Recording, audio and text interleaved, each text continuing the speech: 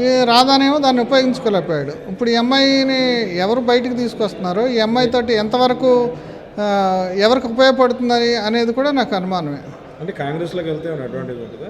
అలా కాంగ్రెస్కే దిక్కులేదు, షర్మిలాకే దిక్కులేదు, ఇంకేమేమి ఉంటుంది అంటే జనసేన బెస్ట్ అయితే అని మనం చెప్పలేం కదా. అంటే ఆమె మనసులో ఏముందో, జనసేనకి వెళ్ళాలనుకుంటుందో, ఇప్పుడు వాళ్ళ మేనమామ డీల్ చేస్తున్నాడు, అతను ఏం సలహా చెప్తాడు, ఎక్కడికి పంపిస్తాడో తెలియదు. అంటే అప్పట్లాగే ఉన్నారా సార్ ఓట్ బ్యాంక్? అప్పుడు రంగా అంటే ఎస్సీలు కూడా అసలు ఆ పరిస్థితి ఏమి లేదు. ఇప్పుడు రాజకీయాలన్నీ మారిపోయినాయి.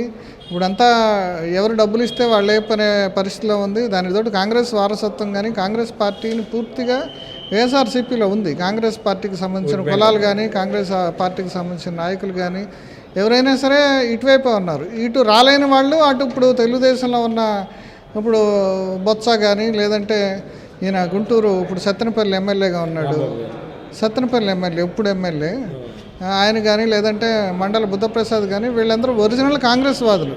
వాళ్ళకి ఇప్పుడు ఏం చేయాలో అర్థం కాక ఇప్పుడు అటు జనసేనలోనూ తెలుగుదేశంలోనూ సర్దుకున్నారు తప్ప అట్లాంటి సీనియర్స్కే ఇప్పుడు దిక్కు లేకుండా ఉంది.